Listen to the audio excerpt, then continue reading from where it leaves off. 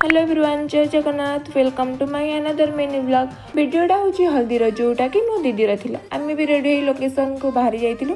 आ location को देखि पार्थिबे केते ही सुंदर अछि, केते पवन होउची मते देखि जानि पार्थिबे। एठी कैमरा भाई दीदी को शूट विषय रे बुझाई दउथिले।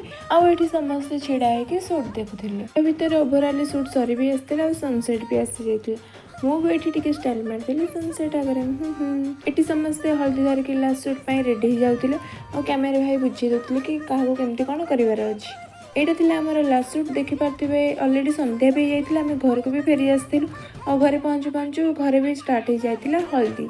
दीदी भी बस रेडी हो जाता हल्दी और घर समस्ते भी आसी पहुँची जाते। आईटी कौन ही कह मत भी कांदा आसी जाऊला। हल्दी पाखापाखि सरी ही जाइए हो राति 12 और ये स्टार्ट हो जाता मेहंदी। देखिपे दीदी ये केमती फ्लाट हो शोच। सो आज ये ब्लॉग टे भल लगुले do like share and subscribe. Bye.